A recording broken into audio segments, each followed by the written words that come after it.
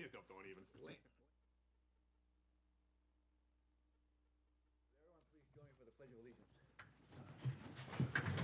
I pledge allegiance To the flag of the United States of America and to the republic for which it stands, one nation, under God, indivisible, with liberty and justice for all.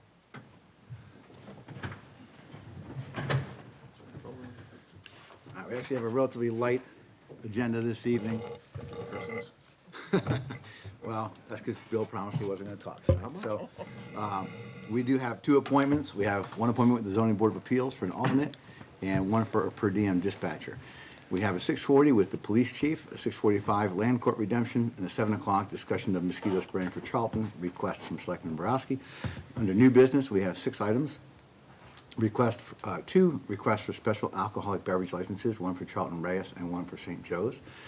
We have a request for a toll road from the Lions Club, Veterans District IMA, the Selectmen's 2019 Annual Town Report Review, and the 2020 Scholarship Questions.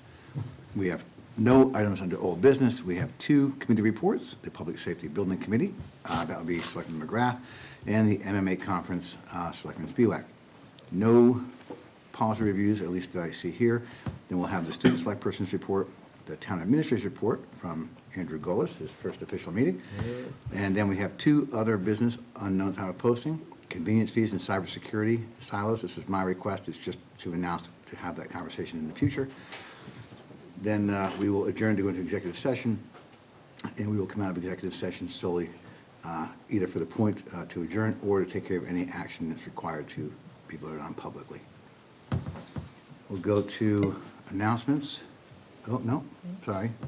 Minutes. No? No, anytime. Yes, we do. Yeah, Yeah, minutes. minutes. Yes, we do. Yep. Minutes from the Tuesday, January 28th, Selectmen's meeting. Motion to approve as written. Second? We have a motion and a second. Any discussion? Hearing none, all those in favor, please say aye. Aye. Opposed? We have chair votes aye, motion carries. 4 in favor, 1 abstention. Okay, now we will go into announcements. Taste of the Towns, St. Joseph's Church Hall, 10H Putnam Road Extension, Saturday, February 29th, 2020, from 6 p.m. till 8:30 p.m. Tickets are available at the Charlton Senior Center or Cornerstone Bank in Charlton. Call 508-868-5289. Or go to the website, Reyes, R-E-A-S, charlton.org. Nomination papers are available in the town clerk's office and are due back by Friday, March 13th, 2020. Wednesday, February 21st, 2020, is the last day to register to vote for the presidential primary to be held on March 3rd. Any questions, see town clerk's page on the website or call their office. Absentee ballots are now available for the presidential primary March 3rd in the town clerk's office or through the mail. See the website. Early voting is February 24th to the 28th, 2020. Early voting hours for the presidential primary at Town Hall are Monday, February 24th from 7:30 a.m. to 5 p.m. Tuesday, February 25th from 7:30 to 7 p.m. Wednesday, February 26th from 7:30 a.m. to 5 p.m. And Thursday, February 27th from 7:30 a.m. to 5 p.m. Also Friday, February 28th from 9 a.m. to 12 noon at the Overlook Masonic Home. The 3rd annual Be Better Basketball Tournament is Saturday, March 21st, registered by March 1st at Shepherd Hill Regional High School. Registration starts at 8:30 and games begin at 9. Grades 5 to 8 are co-ed. High school has women, men, and there's adult co-ed. All proceeds benefit the John Pear Student Support Fund. Please join us in welcoming Charlton's new town administrator, Andrew Golis, on Tuesday, February 18th, 2020, from 5 to 7 p.m. in the Selectmen's Meeting Room. Light refreshments will be served. The town hall will be closed on Monday, February 17th, 2020, in observance of President's Day. Representative Peter Durant will hold office hours at the town hall, Selectmen's Meeting Room, on Monday, March 2nd, 2020, from 1 to 2 p.m. I believe this is the last one. Household hazardous waste day vouchers are available to Charlton residents. Visit the Board of Health office at 37 Main Street to sign up for a $30 voucher. This will pay for half a car at the Household Hazardous Waste Day on Saturday, March 28th, 2020, or Saturday, June 27th, 2020, at 165 Barefoot Road in Southbridge from 9 a.m. to 1 p.m. There are only 100 vouchers available total for both dates, so please sign up as soon as possible. You must sign up by March 26, 2020, by 5 p.m. for March 28th Household Hazardous Waste Day. If there are vouchers left after March 28th, you must sign up by June 25th, 2020, by 5 p.m. for the next Hazardous Household Waste Day. Contact the Board of Health at 508-248-2210. And that's it. Is there anyone here for open forum?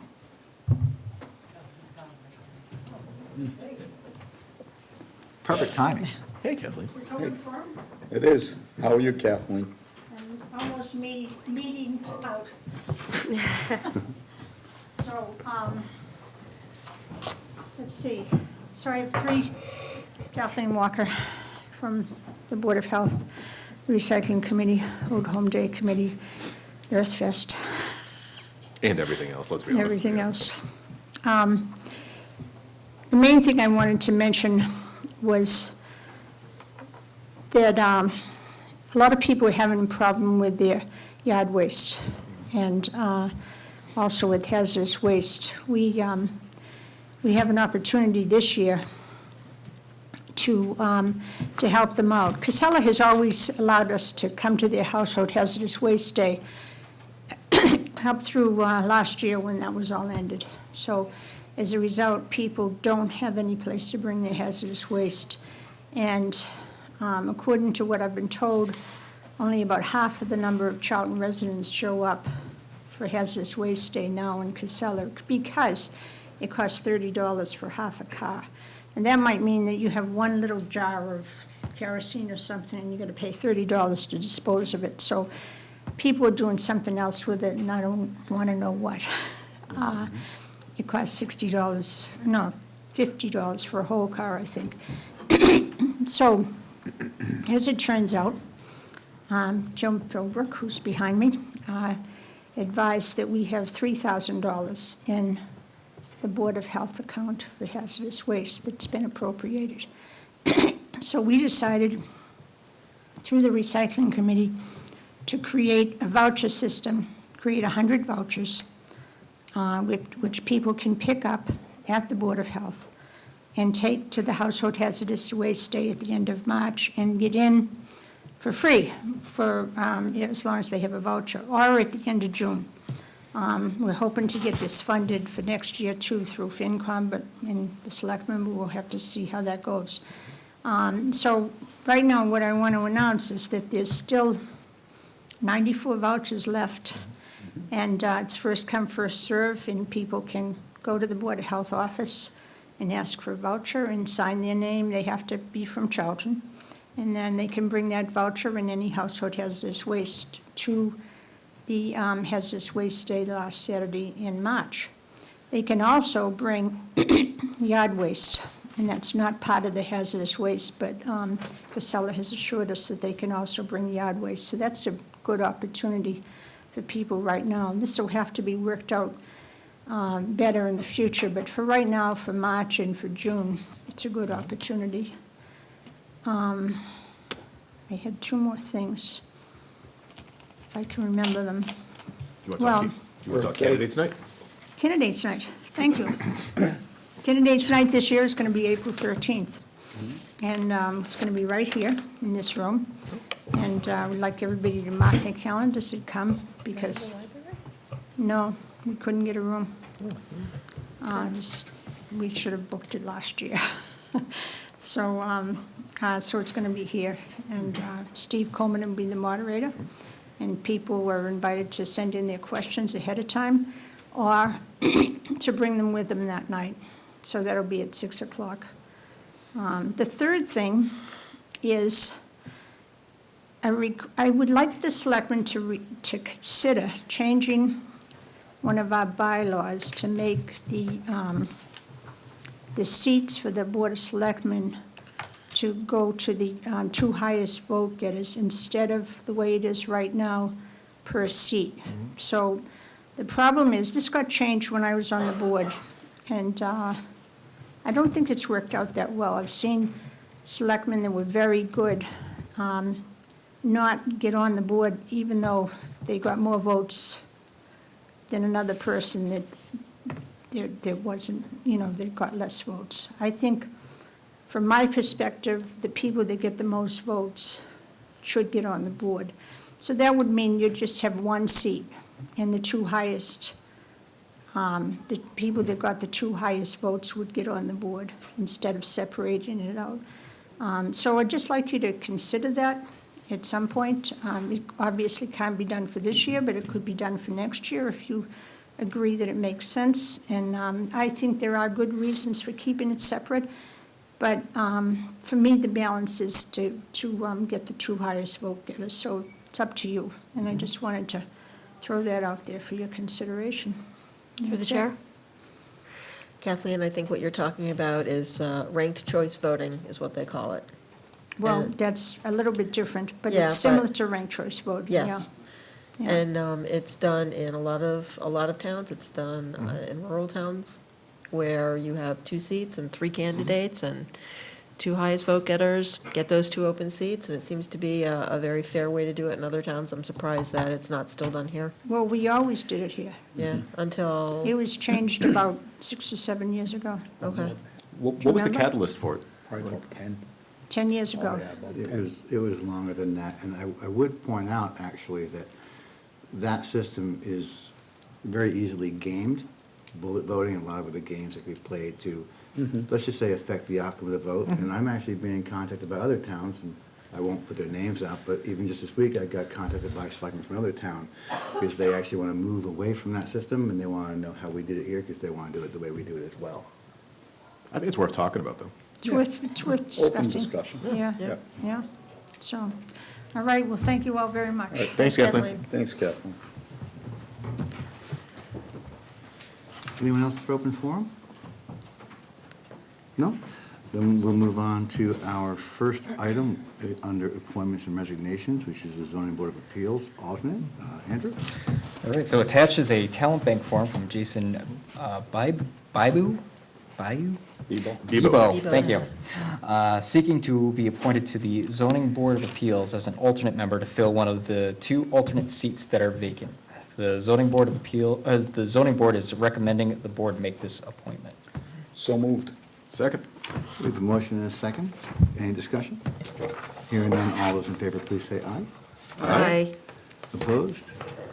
Chair votes aye, motion carries unanimously. Welcome and thank you to Jason. It was nice to get new people.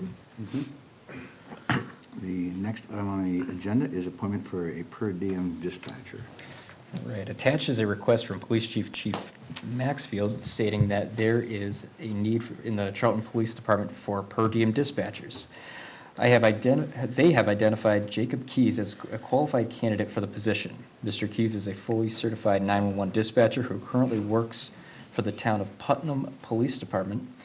He can start filling shifts immediately as he's already completed all required state certifications. You're asked to appoint Jacob Keys as per diem dispatcher for the Charlton Police Department. So moved? Second. We have a motion and a second. Is there any discussion? No? Hearing none, all those in favor, please say aye. Aye. Opposed? Chair votes aye, motion carries unanimously. We'll go to our first scheduled appointment, which is 6:40. It's now 6:45. Andrew? I do not have anything for this, but I believe the chief is here to speak with Police you. chief. Hey, Chief. Thank you, chief. Jake is here, by the way. Oh, hey, Jacob. Hey, Jake. How are you? Thank you. Welcome to the show. So, chief, so what was it you wanted to come to this kid? Yeah. So, Chief, the board asked you to come tonight because we wanted to say thank you publicly for taking on the role of interim town administrator. And we think that on behalf of the town, you're owed a big thanks. You not only did an outstanding job, but you did it for free. You did it at no cost to the town, and we wanted to present you with a certificate. It may not be worded as well as it could be, but I will read it. It's a certificate of appreciation presented to Graham Maxfield, Chief of Police, for stepping up and taking on a dual role as interim acting town administrator, although in reality, you just took on the responsibilities. For the last 4 months, while the search for a new town administrator was done, Thank you for all of your work to keep things running in an orderly fashion, presented on this, seriously, It's 11. The 11th, I believe. 11th day. Really, it's here, I'm reading it. We're a fine old Of machine. February, the year 2020, signed by all the members of the board. of Yeah, Selectmen.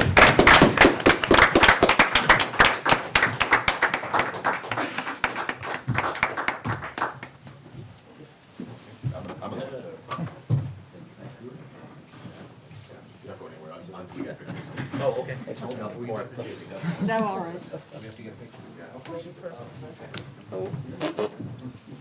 My hair does not look good today. I'm a studio.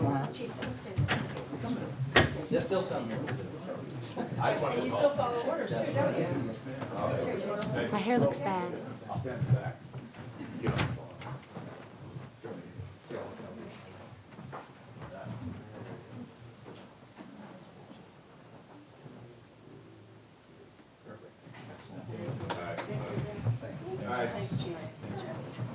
Go back to the song, Gilbert, really.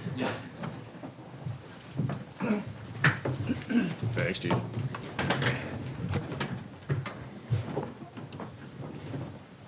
The next item on the agenda, 6:45, and we're actually getting close to being on time. Land Scary.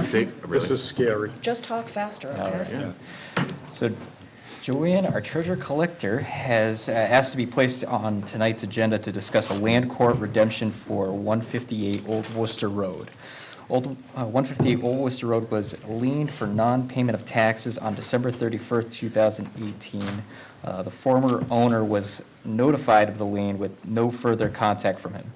The parcel was submitted to the land court for further disposition on June 13, 2019, and the owner received notice of this from the law firm handling the filing and appearance in court. If you want any more detail on this, it's all written out in your packet, but I'll turn it over to Joanne to give you more information. Hey, Joanne. Good evening. Hi, Joanne Severnac, Treasurer Collector. As you know, it is my charge to collect all monies that are committed to me by the assessors, and it's also the responsibility of every homeowner in the Commonwealth to pay their taxes to the municipality that they live in. So, in this case, the former owner did not pay the taxes owed, and the property was liened, and then a filing was done in land court. And that was, the land court deemed that the town owned the property on November 14th, 2019. Now, people who were the former owners are allowed to vacate that judgment within 6 months of the original judgment. The former owner has retained an attorney, which is certainly allowed, and has requested that the judgment be vacated. Since it is town-owned property, it's the decision of the Board of Selectmen to decide whether to go forward with, allow the attorney to approach the land court and vacate the judgment. Joanne, are you done, or? I can be. No, it's up to you. You can have No, there was lots of that pause, so it was questions. okay. You can have lots of questions. So, Mr. Chairman, through you, my 2 cents on this, even though we own it, if the former owner really can make the back taxes whole, as well as pay all of our legal fees, I'm actually fine with, I don't want to call it settling, because I don't know if that's the correct legal term, but basically just trying to make it whole. As long as the town's not losing money on this, basically grant the ownership via whatever legal machinations have to occur back to the landowner, with the assumption that we get all of our money plus whatever appropriate legal fees. Through the chair, I agree with Bill on this, but one of the things is that I don't want, if I were to be up here, I would not want that to be a regular thing to happen. Agreed. Okay? We have rules and regulations that people have to follow. 99.99% of the people follow the rules, and, we're being very gracious in taking care of this way. As long as, like you said, as long as we're compensated for everything that we have into it, I don't have a problem with it. Yeah, as far as I'm concerned, this isn't precedent, this is a one-off, and every single case is gonna be reviewed as a one-off. But on this one, at least, looking at the facts, and Joanne, unless you disagree, I'm pretty much okay saying yes on this. Again, with the assumption that the town is made 100% whole. I don't want any taxpayers' money Through the chair. going to this. Do we know the condition of the property? Has the property been abandoned? Has anyone been living in it? Is it, do we know anything about the property itself, Joanne? I don't. When we got the judgment from land court, I notified the police department, the fire department, the board of selectmen, that there needed to be locks put on the property, that it was secure, and that the property was now town-owned. I don't know what the follow-up was on that. My assumption is, I don't believe was the primary residence of the owner. I Okay. believe it was rental property. That's what I wondered about. Is this a business property, something that they're making money off of? And has it been, not permanently abandoned, but temporarily vacated and abandoned? I understand that we want to do the right thing and allow this person to have their home back, but if it's not their home, if this is not their primary residence, that's something to take into consideration. Do we know the condition of the property? Is it going to be, become a blighted property and just revert back to the town eventually anyways? I'd like to know a little bit more about it. Can I add something through you, Mr. Chairman? That the land court really does have the final decision. If you move forward to let them go to land court to get a vacation of this judgment, the land court will set aside stipulations for this property. Okay. That the former owner would have to make good on all of the prior taxes, plus the legal fees, plus all of this current year's taxes. It's a substantial amount of money. It's well Yes. over $12,000. I saw that. And the land court will say, you must pay this. If the land court hears that the former owner cannot make good on this, they will deny the vacation of the judgment. And let me also add that originally the former owner's attorney was going to schedule this for, I believe it was February 20th. It's now been pushed to March 12th to give that person more time to get money together. Sure.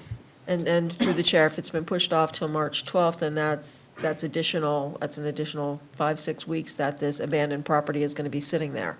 We don't even know if the pipes have been drained. I mean, that's, just basic, but there could be burst pipes everywhere. It might not be livable. We don't know. So I think the one point I'd make, and you can correct me if I'm wrong,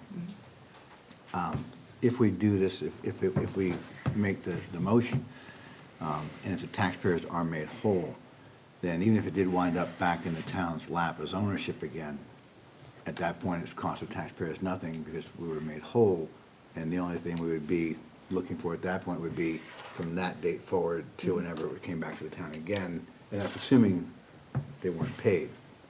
But if the town, and that means the taxpayers, are not made whole, they don't get the property back anyway. The So there's land no real court, financial liability to the taxpayers at that point. that is correct. And the land court would either stay the judgment or vacate it. If they stay the judgment, it's already town-owned property, and it can come up for an auction. Debbie, if you want to wait a couple weeks, we can wait a couple weeks, but I mean. Again, I don't really know if it'll make a big difference if we wait a couple weeks or not. I just want everybody to be aware that we could very well be giving abandoned property back to the owner only for them to abandon it again, and this will come back to you. Agreed. Well, I'll make the motion to, again, I'm not sure what the proper terms on this, to be honest with you. Joanne, can you help me on that? Like, what should such a motion, because I've never done one of these before, this one's new to me. Well, I don't want to put words in your mouth. No, I'm actually asking, please do. I would suggest that your motion include allowing the former owner to move forward with, if that's your desire, to move forward with their hearing in the land court, if that's your desire. If it's not, you can vote not to allow the attorney to move forward with the hearing. So I'd like to make a motion to allow the former owner to proceed in land court, knowing that, again, the assumption being that we're going to get all of our money back. I'll second that. With a motion and a second, is there any further discussion? Hearing none, all those in favor, please say aye. Aye. Opposed?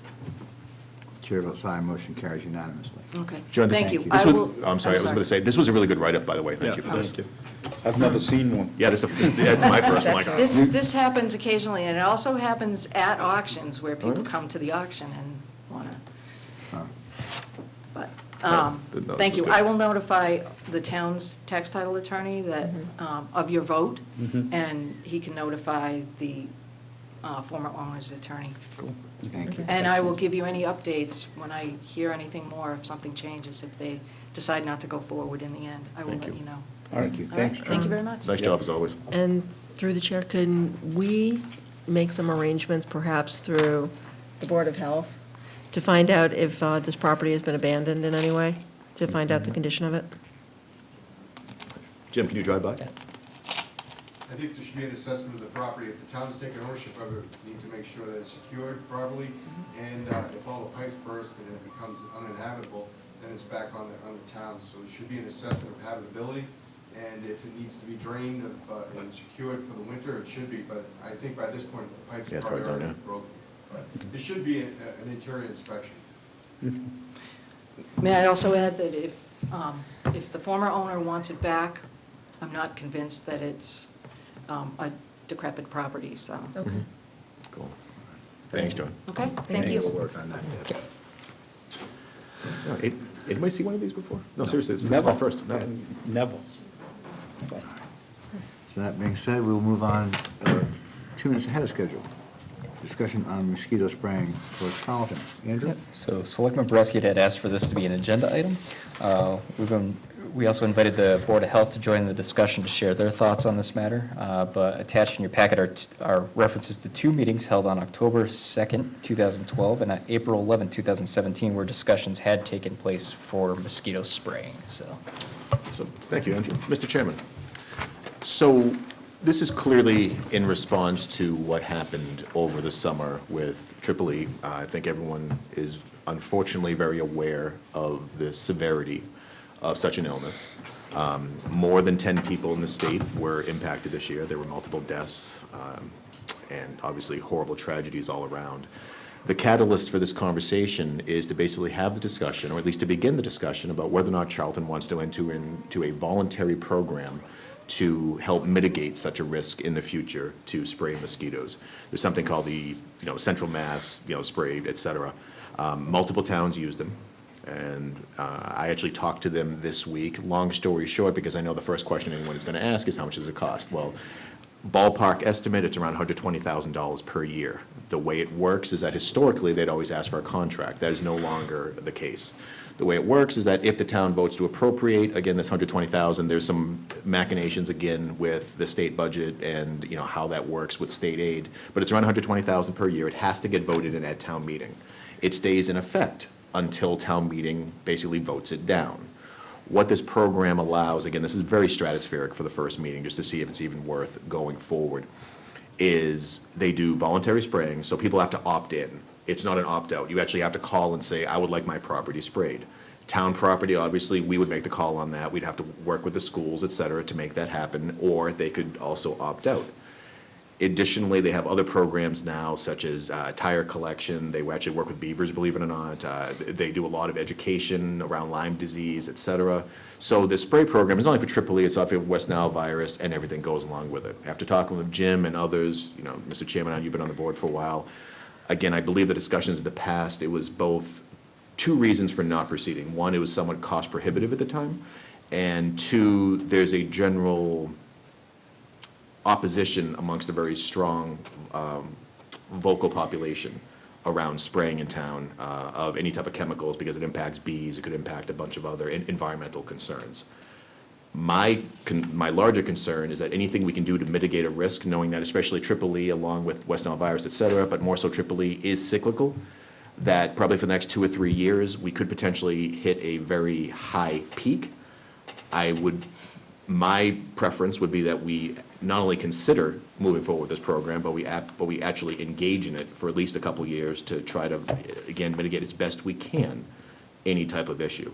That being said, I understand the opposition, I understand the counter argument, so, thank you to Kathleen and Jim for coming in.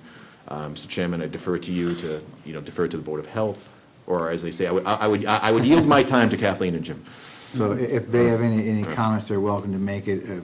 Historical perspective, you made 2 points, one being financial burden, and the other was opposition. There's more than that. It's not just the opposition from certain residents in town, but the schools themselves and privately owned fields. So the reality was in the past that the places where our kids, et cetera, congregate the most all declined the spraying and didn't want to participate. So that was a big hit as well, because now you can't spray where you really want to be spraying. That, and if you look at the cost today as well, at $120,000, the reality is we're already looking at what we have to work with for our budget. To come up with $120,000, something's going to have to be cut, or someone, which is likely a school teacher, firefighter, or a police officer, to pay for what I feel a $3 can of mosquito spray from Walmart that parents can buy, and when their kids go out and play, spray them, would solve the problem. But the reality is, I mean, it's a vote that was taken in the past, well, on the board, but the funds weren't there to pay for it, and knowing that we couldn't even spray the areas that we needed to spray, most importantly, because they declined, it didn't make sense. And when things reach that level, the state steps in and they spray anyway at their cost, if it gets that bad. So that's just a little historical perspective, so. So, and through the chair, thank you for bringing up the point that the state will step in if we hit, high risk. And I know Kathleen and Jim can elaborate on that. My concern too is, first, thank you for bringing it up. It's a conversation worth having. But again, you got to look at the risk reward. And if you look at what I did my homework, I went to the links, and one of the things that I found a little alarming is even if they spray, because they go back, after they spray, they go back and they see how effective they were by measuring the mosquito population. In some instances, it said right there that it actually increased. It had nothing to do with the spraying. It was due to the weather right after, the wet weather. So there's no guarantee. And like any issue, there's no simple answer. You need a multi-pronged approach. And I do know, I would like to look more into things that cost or free or educate the public. I know you touched on the tire recycling, curbside pickup, I believe, that communities or the state would offer, and I thought I read it was for free, and you just have to arrange it with the community, but perhaps, again, that can be looked into, because, and we bring that up because mosquito larvae, it's all about the standing water. Anywhere there's puddles or water sits still, it increases the population. So to get rid of those kind of like tires and puddles and kids' pools, whatever, that we can do that approach. To your point, spray, buy the can of spray. But the other thing I wanted to mention is Lyme disease. This kind of spraying doesn't affect that, and I would have to say, and I think, I know I briefly stopped down to talk to Jim today to do my part of my homework, but that seems to be more of a problem or an issue or a challenge in our, not only our community, across the state, let's face it, with Lyme disease. And I think I had mentioned to many of you before, when I was talking to residents going door to door, just about every door I knocked on, the person who answered either had Lyme, knew someone who had Lyme, or their animals had Lyme. And it can be very debilitating. It can be very hard to detect. And again, I don't mean to go from mosquitoes to ticks, but the reality is, I think if we were going to pick something to, be more aggressive with it, it would be Lyme disease. But again, that's up to all of us and the residents of this community. You look like you're waiting. I think the key is that opt-out thing. If you're gonna spend $120,000 of taxpayers' money, it should be pretty cure-all for everyone. And I think the opt-out thing is the key, that the schools would rather close their activities after, because Bay Path is involved with many communities that come from different, municipalities that are involved and attend Bay Path. So they want to do what's best for all of them, and they figure after-school activities, because they still have to go home. And, being Dudley Charlton, the superintendent, they actually had the right to cancel all after-school activities. So the town followed suit with that. And I think that following the simple steps that the state would recommend, that you use that you use the proper clothing, and you try and restrict your hours, fix your screens at night, because if people are opting out and you're only doing selective areas, it's not gonna work. I think that we did have a curfew in Charlton that was enforced by the local Board of Health that worked, but then when the state felt they needed to spray, that there was a high risk level in Charlton, they did step forward and spray. I've had many conferences that I've attended, and you know, the state will step in to do the right thing. But I think you're absolutely correct in that there's standing tires. The last house I went to had 100 tires that we have to get them to clean up. So, you know, and they're all full of water, standing water, and those are issues that need to be corrected. I'm working to try and, you know, identify these properties and see what we can do to help the residents get rid of these for free, because they cost a lot of money. But, you know, I'm all for prevention and stuff, but I think it should be wisely spent. And I think education and getting things done in a costly manner to protect the residents of Charlton should be the way to go. The opt-out thing is just, it's too risky to spend that kind of money and then have everyone opt out and then not do an adequate job. There's 44 square miles in Charlton, and 3.1 miles are the lakes, and that's where they're gonna congregate around, so that's what we're trying to concentrate on. But we're trying to increase our website with education and get out to the public and make sure they're educated in what to do and assist them that way. Thank you, Jim. Welcome. Any other comments or questions? We'll Mr. certainly Chair? leave it live, but, yes. A question for the Board of Health.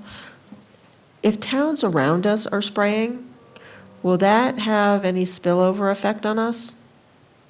I know that the town of Sturbridge does opt into the spraying. They've even complained that the town of Charlton didn't opt in, and now they're getting sprayed and they already paid for it.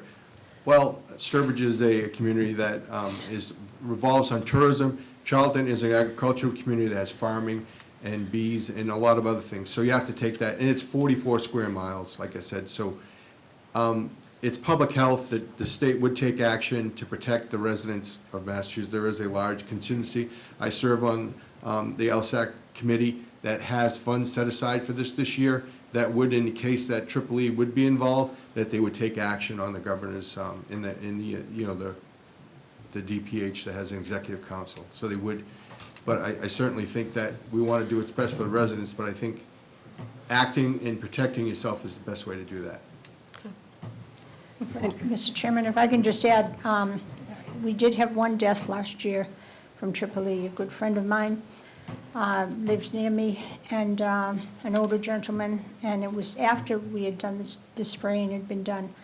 I feel very strongly that pretty much what Jim's saying, that the state will come in if the situation is bad enough, and it looks like it runs in 2 or 3 year cycles. So I think it's likely that the state will come in, and I'd rather have the state pay for it than us, even though it's still coming out of our pockets, but it's a long way away. I just think for all the reasons, the state will spray a whole area if they feel that the risk is bad enough. And I think they will do that this year, so I'm not inclined to put aside the money at this point. Through a chair. Thank you, Ms. Hoffman. My only caveat on that, and that's nothing directed to you, Kathleen, is that I don't trust, and again, this isn't an anarchist cookbook type of view. I don't trust the state or federal government to take care of Charlton. I want us to look around and make a judgment ourselves to say, we're going to take care of ourselves or we're not. The state will come in and spray once we get to a high or critical status. What that means is that either a town next to us or a resident within us has been, they have contracted the disease. They have tested positive. Anything that I think we can do to not get us to that point, I think is beneficial.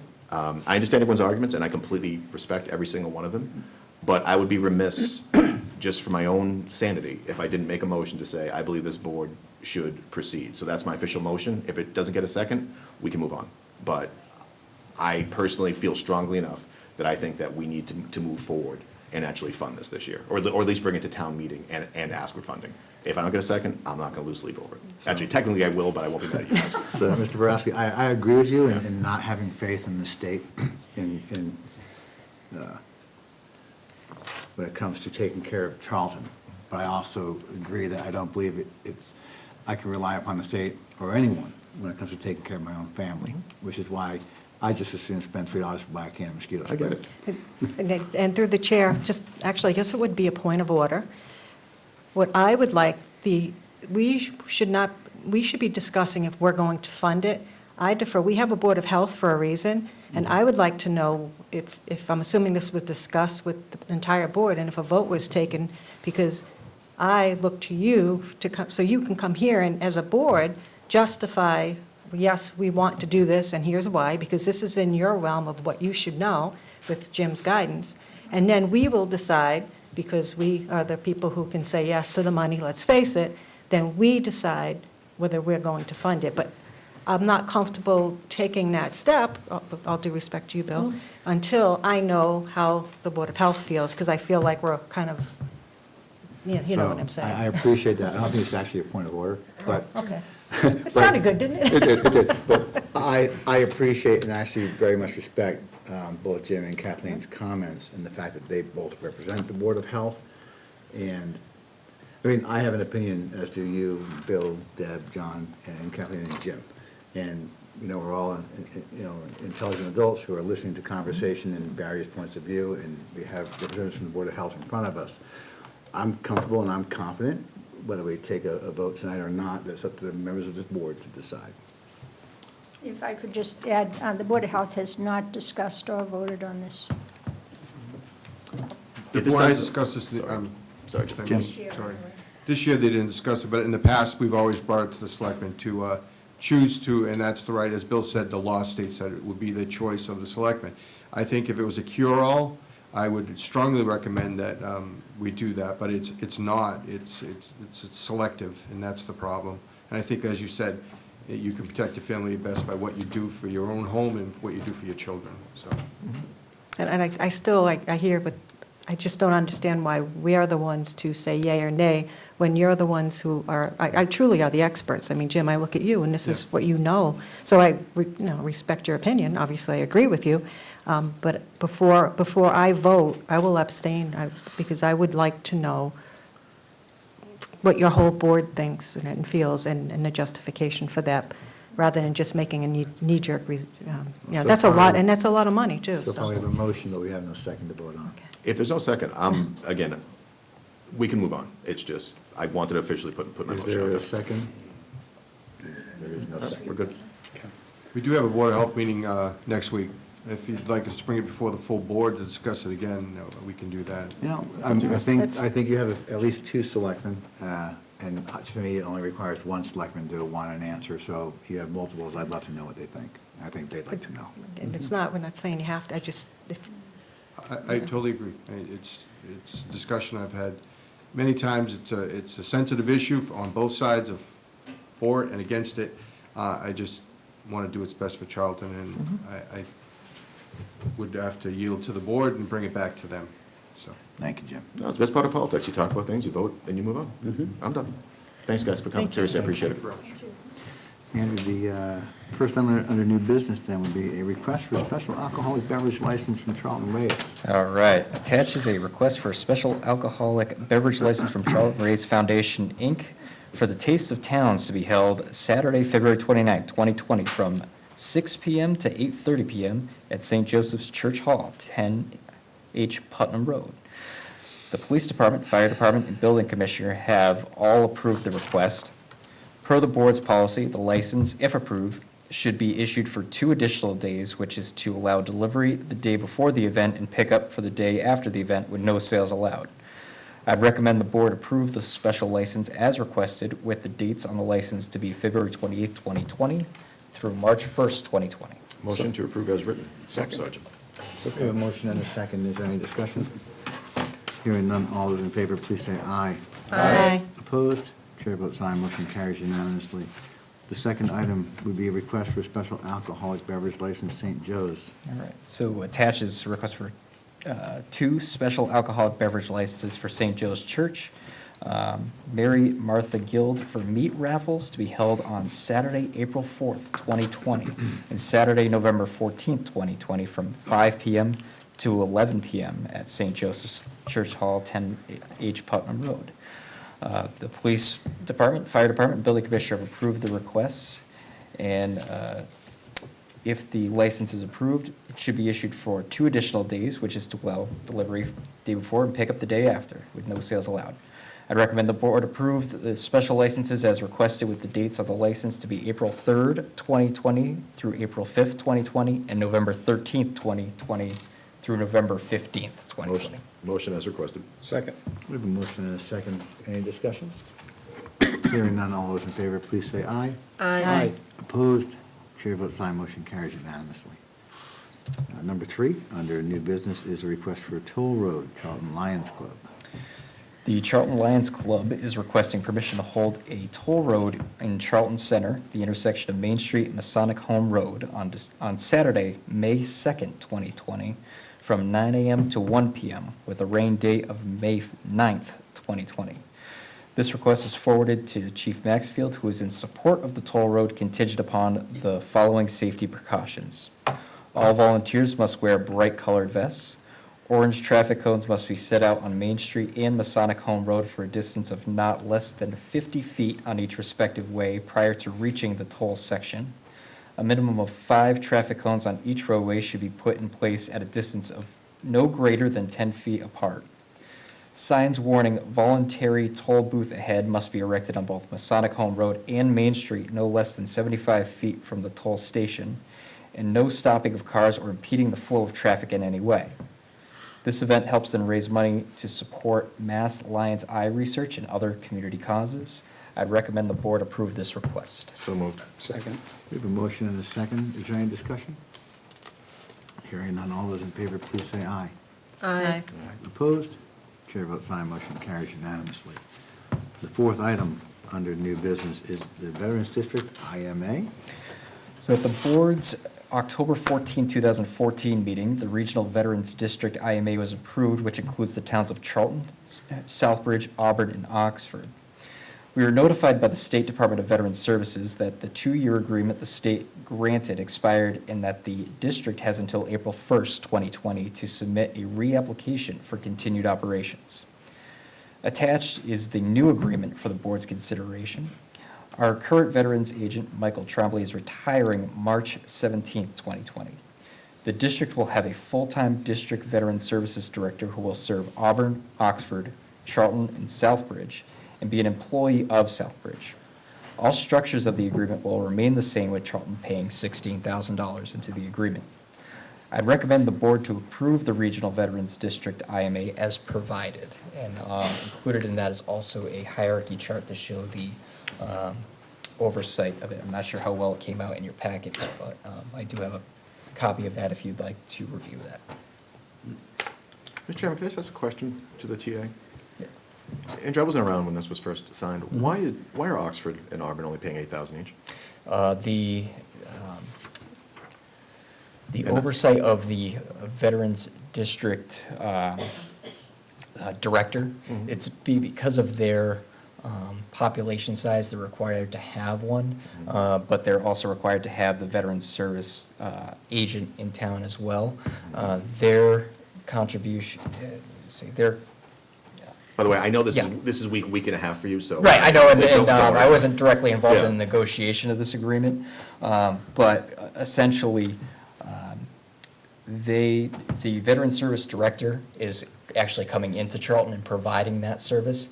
The only service that he's providing to Oxford and Auburn is oversight of their in-town staff. Great answer. Thank you. That's what I needed. So moved. Yeah. Second. Motion and a second. Is there any further discussion? Hearing none, all those in favor, please say aye. Aye. Opposed? Chair votes aye, motion carries unanimously. Thank you, Andrew. Yeah, thanks, Andrew.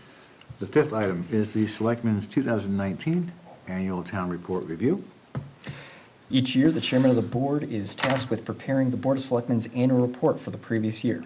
This report is January 1st to December 31st.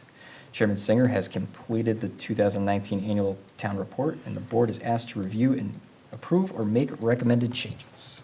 And I would be remiss if I did not extend a heartfelt thanks to Mary, because this would not have happened without her. She was very kind in putting together basically almost the entire outline of everything that happened so that I could more quickly and easily go through it and just make any changes. So a big thanks to Mary. It's a nice way of saying that she didn't trust you to write it yourself. There you go. She must have seen my voice to text, you know? Yeah, this Make looks a really good. motion to approve. Yeah, second. Nice job on this. Yes. We have a motion and a second. Any discussion? Hearing none, all those in favor, please say aye. Aye. Opposed? Chair votes aye, motion carries unanimously. The last item, number 6, 2020 scholarship questions. Each year, the town of Charlton is charged with awarding students with the following scholarships. The Nehemiah B. Stone Scholarship, which is given to the town to be used for scholarships for graduating seniors of Shepherd Hill Regional High School and Bay Path Vocational High School who reside within the boundaries of what was formerly School District Number 2 in the town of Charlton. Jesse Smith Educational Fund, which was given to the town with the general intent and purpose to assist in providing educational opportunities for the children in the districts 3 and 4 in Charlton. And Edwin Phillips Cooking Fund, which was accepted by the town in 1915 with the general intent and purpose to assist in teaching the art of cooking and domestic science. The M. Wayne Colby Scholarship, which is awarded by the family, does not have enough interest earned in it at this time to make an award. In order to qualify for these scholarships, the Board of Selectmen chooses a question and essay form to be completed by students who are interested in applying for one or more of these scholarships. With the assistance and recommendation of the schools, the Board of Selectmen can choose the most qualified recipients. After reviewing past questions, I'd recommend that the board consider the following questions for the Nehemiah B. Stone Scholarship and Jesse Smith Educational Fund. The towns have a difficult task of seeking volunteers who are willing to serve their community on different boards. What ideas do you have that would help in this endeavor? For the Edwin Phillips Cooking Fund, what role models in your life influence you to continue in the food service industry, and where do you see yourself in 5 years?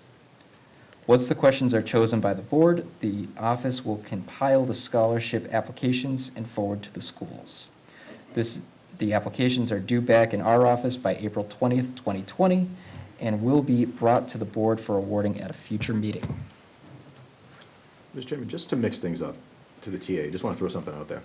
Knowing I still have to ask my kids how to use my phone, I wonder if it's worthwhile to break up the Stone versus Smith scholarships, just throwing out there for discussion, to have one of them basically prod graduating seniors on how municipalities can better use social media to reach out to folks.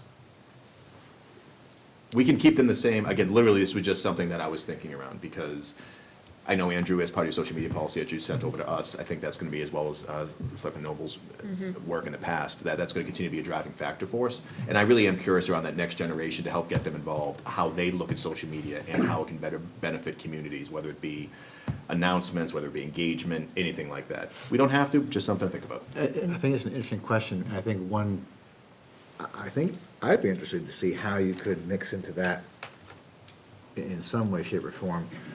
Also, in this world where social media is so, I'll say, invasive in local governments and politics, how also do you see or would recommend other youth, right, figure out what's real, what's not, what's true, I'm fine with that, and too. what's not factual, from everything that's in social media that you're being fed to make a decision? How do you know? How can today's youth determine what's fact from fiction? You know, that works for me. I mean, You know, So I'm sorry. It's just a play on your idea. yeah, you know, No, I think it's an excellent idea to open up the discussion, you know, with the students to see how they view social media and cyberbullying. I think it's a big problem. We have had discussions about bullying before on playing fields. yeah. So I know that's an important topic for students and parents lately. And if you want to tie in the social media aspect to it. Through the chair, all great conversation, but this is the one, this is an instance that I really do think we should look to our student rep for help. You're exactly right. Maybe you want to craft that question based on what we just or my peers just discussed. I don't know, what are your thoughts, Anya? Not to put you on the spot, but I'm going to. I definitely think that what Selectman Borowski was talking about might be more relevant to the students that would be applying, and also ties in the fact that this is a scholarship that is through the Board of Selectmen. So I would stray away, with all due respect, That's from fine. cyberbullying, and this question seems a little bit outdated for the audience that you're going for right now. So I would support the question that you proposed, discussing, Makes sense. yeah, social media and how that can help people, especially since it's so relevant to, a lot of our committees are starting to use social media to help them gain traction, so. Through the chair, Mr. McGrath? I make a John. motion that we use Mr. Borowski's question. I will second, as long as Andrew actually makes it sound intelligent. Not a problem, I will He forward it to you understands for that's his approval. job, dealing with that. So we have a motion and a second to make the first scholarship question. Mr. Borowski's question regarding social media. How he worded it, Andrew will fix it and make it nice. Thank God. Sounds good. You know what, just ask Anya. And Maybe- bounce it off of Honestly, Anya. just Bounce ask it, me. yes. So, any further discussion? All those in favor, please say aye. Aye. Opposed? Chair votes aye, motion carries unanimously. Sorry, Andrew, I didn't mean to give you more. Not a problem. Very doable. I don't believe there's anything under old business. We have our first BOS committee report is Public Safety Building Committee. John? So, Selectman Spiewak and myself were at the Public Safety Building Committee meeting on Friday at noontime. We had quite a group there to participate in it. I did have to leave a little bit early, so I'm sure Karen can fill in on some of the highlights, but we're moving forward. We have a timeline on a Gantt chart that tells us where we have to be and when we have to be there. The initial discussion at the meeting was about making sure that we all agreed on the footprint, because of the tightness of the schedule, we can't afford to have somebody come back and say, I don't agree with that footprint, or I want to add this and add, and change that. So we put up the renderings, and everybody pretty much agreed that they were happy with what was going on. There's other important decisions that have to be made later on down the road, but right now we have, everybody has agreed on the footprint, and the engineers and the town's project manager are moving forward. Can I ask, did the police and fire chief have input on the footprint, and did they agree? The police chief and the fire chief were doing other duties. Their surrogates were there, and they all. They agreed with the They footprint? agreed with the footprint, so. Thank you, John. And I just want to mention my involvement there. I know I wear many hats too, but I was representing the Capital Campaign Steering Committee. And I do know that Andrew was there as well, and I don't know if you had anything you wanted to share, being your first meeting, or, but. Nope, just kind of took it all in. All right, thank you. Sorry, Mr. Chairman, just one quick thing. I was not at the meeting, however, I talked to Town Clerk LaCroix, Karen. So because this is a presidential year, assuming that we are going to put this on the ballot, which, again, even though everyone knows how I feel, I would absolutely believe at this point that we need to put it on the ballot. Just as a reminder, that because it is a presidential ballot, we have to vote on the language by August 5th. So we can't miss that date. So I would recommend, and I know I talked to Andrew and David about it, that sometime in July, that this board takes the official vote, so put a little tickler out there on our calendars to make sure that it gets on the November ballot. That's all I got. Thank you, Bill. And it was the recommendation, too, of the finance director that the wording do include the number of what we're looking for the debt exclusion. She felt that that was an important piece to, whichever number we decide to go with, if it's a funded through the current operational budget or whatever it be, that number that we're going to be excluded be clear and obvious. Yeah, so between May and August, we got a lot of work to do. Yep. Yeah, thank you. The next item, I'm sorry, so Andrew, number 2, MMA conference? Thank you. I just wanted to briefly mention that I attended the MMA conference. It was really worthwhile. I know at least we had one other employee, and next year, if we could get some more people to go, I have to say, I have been to many conferences, and this one was far superior to most I've been to. The takeaways are things you could take and use the next day. The speakers were incredible, and I do know, again, Andrew was there. You weren't officially here yet, but it was good to chat with you there. And I did ask, if possible, the MMA shared some PowerPoint presentations, and if we can get some of those up on our website for our employees or even the public to look at, again, just to look at in your spare time. There are contact numbers, so it's just, again, all about professional development, but it was very useful. And as I always say, I like to give one example of what I learned, and one of the things I brought back that I'm hoping to implement next year is, and I did already speak to our town clerk about this, I went to a workshop on civic engagement, and I know one of the things this board wanted to do was to look at other ways to get more people involved in being elected, appointed, volunteer committees. And what works, proven, this is what I love in other communities, what's working, is the simple act of when you announce all the positions open for appointment and election, elected offices, that you actually have a job description. And not that they have to go find it, but right underneath, Selectmen, you click on it and it has a job description. Simple things like, how many nights a week do they meet? So they don't have to go out looking for it. But that simple act, really increased the involvement by the public. So it's just one little thing. Yeah, of course, it's one of those things like, why didn't we think of that? Yeah. Plus, I know what we do. I think So next year, Karen, Ms. LaCroix did say, she was going to try to get that accomplished, and it was much appreciated, so. that's No, I just- think we could do that through on your website, absolutely. Have a little link to a PDF document that says, what we do and what the rec committee does. Yeah, it's all Things like one-stop that. shopping. Yeah, I like that idea. Well, I wish I That's could take great. credit for it, but I'm the messenger, Oh, you're a so. politician, take credit. You brought it to our Before attention. somebody That's else awesome. Exactly. And by the way, when I was at the MMA conference, no, I'm kidding. Thank you, that's all. Thank you for Thank you. listening. Thank you, Karen. Policies, we'll go into the student select persons report. Anya? All right, so I do have a report tonight and then also some information about the mock town meeting because it is that time of year. So to start with my report, the Shepherd Hill Drama Department represented the high school on February 8th at the 2020 Massachusetts Thespian Festival. And yesterday, a second round of students retook the biliteracy seal test, which is a state seal acknowledging a student as academically bilingual. And this is Shepherd Hill's first year implementing the test. February 11th, there's a booster club meeting at Shepherd Hill at 7 p.m. And then from the 17th to the 21st, all of the Dudley Charlton schools will be on winter break.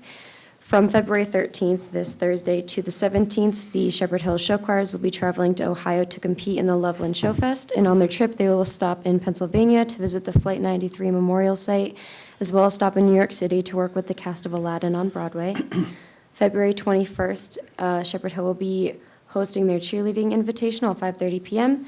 February 28th will be the second annual Triumph Music Honor Society karaoke night at Shepherd Hill at 6 p.m. And on March 2nd, will be athletic team orientation night at 6:30 p.m.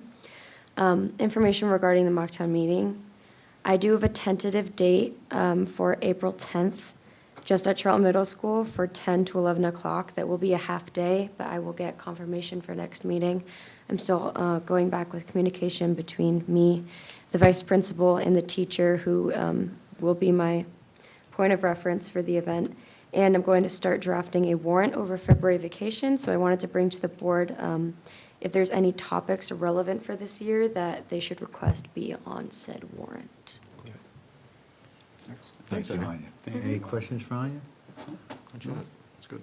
Thank you, Anya. Andrew, Town Administrator's Report? All right.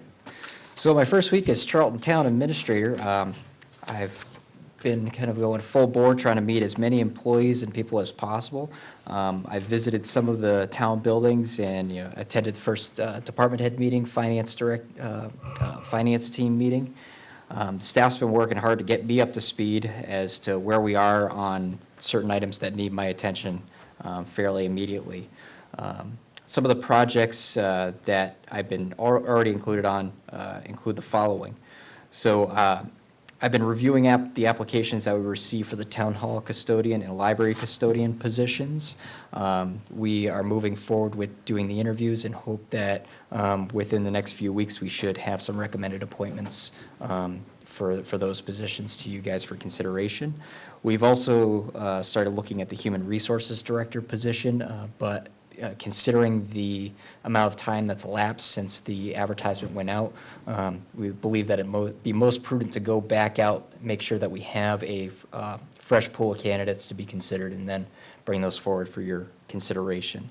When we do move forward with that, I'll be asking a screening committee to go through to screen the applicants, and then 2 members of this board with myself to conduct the final interviews to bring forward a final applicant for appointment by the board.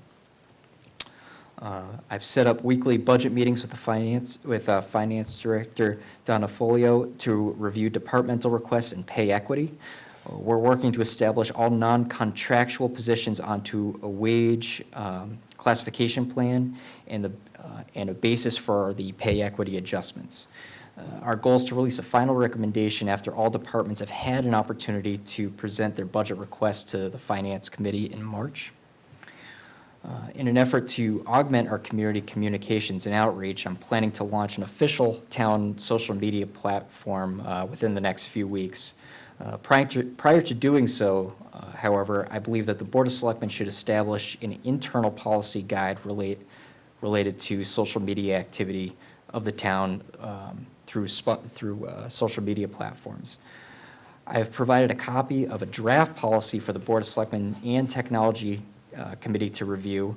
The Technology Committee is meeting on February 24th, so I'm hoping that our next meeting will have the recommendation of the Technology Committee, and you guys can move forward from there. Last week, I attended a planning board meeting, and I had a brief discussion regarding revitalizing the Economic Development Committee during that meeting, and a possibility of reconstituting it and moving it forward. Additionally, I'd be looking to establish regular pre-development meetings with departments that are involved in the permitting of larger projects, just to ensure that all concerns are brought forward and addressed up front during projects, rather than finding out later down the line that certain items might need to be addressed and then sent back to the beginning. So that's kind of in the early stages. I know it had been done in the past, but looking to bring that back to the forefront. We've set up a community meet and greet for myself next Tuesday, February 18th, right here. I like the opportunity to meet as many people as possible, and my door is always open to anybody who'd like to discuss how we can make our town better to serve its residents. I'm hoping to make some more connections with the local business community too, and find ways that we as a town can better address their needs as well. And finally, the board received an invitation to attend the Charlton Arts and Activities Council for the 10-year celebration on February 29th. That's from 12 to 4. The RSVP is needed, that's a little late, but by February 8th, 2020. But you can let Mary know. But also just want to point out too that I want to say thanks to the Charlton Elementary School Choose to Be Nice Club. They donated this nice little welcome sign to us as a welcome me to my position, and also the Boy Scouts who I got to meet right before this meeting and got to talk to them about civic engagement and how they can improve town. So Awesome. that's me. Well done, Andrew. Thank you. Through the chair.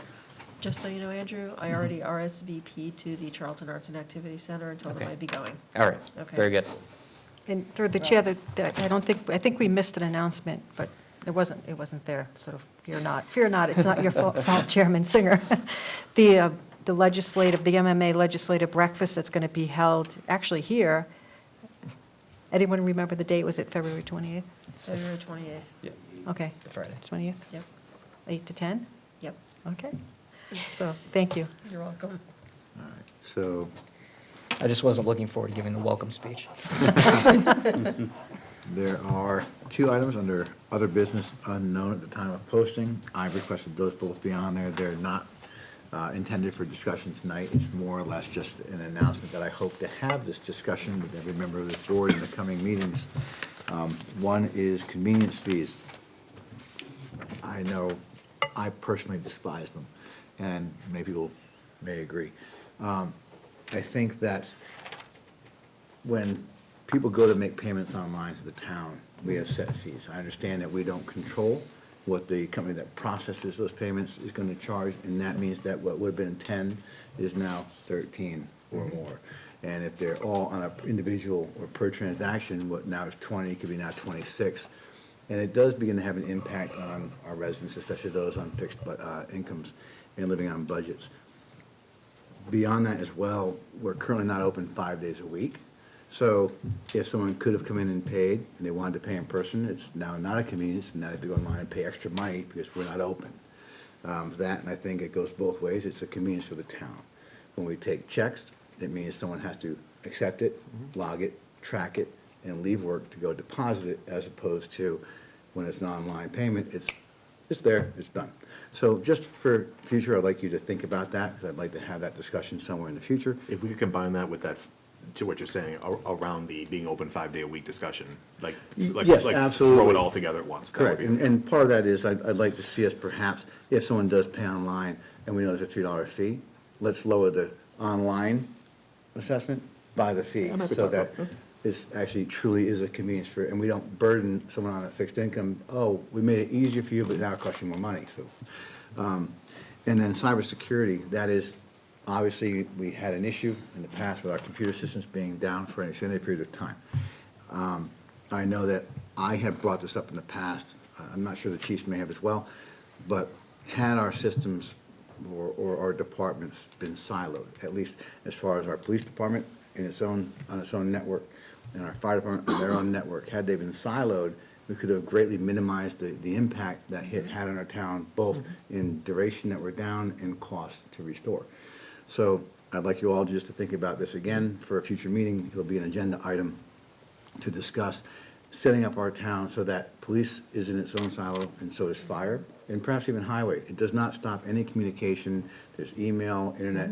It just means that their systems are removed from the town, and if one goes down, it doesn't affect everybody else. So just be cognizant that I'm going to be asking for that on a future agenda item. That being said, our next meeting is, or regular meeting, is February 25th, 2020, here in this room at 6:30. We are going to be adjourning for executive session, and we will come out of executive session solely to adjourn unless there is some matter that has to be voted on and taken care of publicly.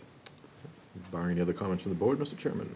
Mr. Borowski. I'll make a motion to enter into executive session under MGL Chapter 30A, Section 21A, Number 1, to discuss a complaint against a public officer, employee, staff member, or individual, as well as Number 2, to conduct strategy sessions in preparation for negotiations with non-union personnel and contract negotiations with non-union personnel, if the chair declares that an open meeting may have a detrimental effect on the bargaining or litigating position of the public body. And the chair does so declare. Second. We have a motion and a second. We'll do this by roll call vote. Karen? Aye. Bill? Yep. Deb? Aye. John? Aye. Chair votes aye. Motion carries unanimously. We are now in executive session, and we will come out solely to adjourn, again, unless there's some vote that has to be taken care of publicly. Thanks, everybody. Thanks, Drew. Thanks, Drew's family.